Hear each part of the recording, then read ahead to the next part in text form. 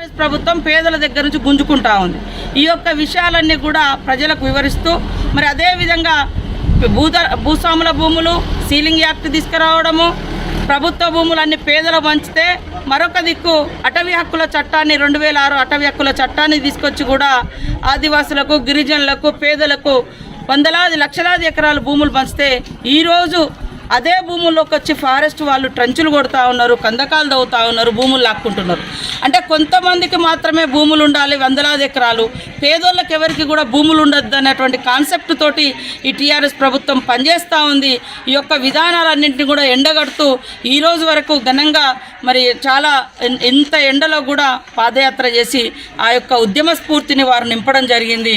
ఆ ఉద్యమ స్ఫూర్తిని నింపినందుకు వారందరికీ కూడా పేరు పేరున ధన్యవాదాలు తెలియజేస్తూ టీఆర్ఎస్ బీజేపీ ప్రభుత్వాలు ఇప్పటికైనా బుద్ధి తెచ్చుకొని సాగులో ఉన్నటువంటి భూములన్నీ కూడా మరి ఆదివాసీలకు, గిరిజనులకు, ఇతర మరి మొదటి నుంచి ఉన్నటువంటి పేదలకు ఖచ్చితంగా అందజేయాలని, అదేవిధంగా ప్రభుత్వ భూమి ఎక్కడుంటే అక్కడ రియల్ ఎస్టేట్ చేయడం మానుకోవాలని ఈ సందర్భంగా ప్రభుత్వానికి తెలియజేస్తారు. హాయ్ ఫ్రెండ్స్, మా టుడే టుమారో యూట్యూబ్ ఛానల్ చూస్తున్నందుకు చాలా థ్యాంక్స్.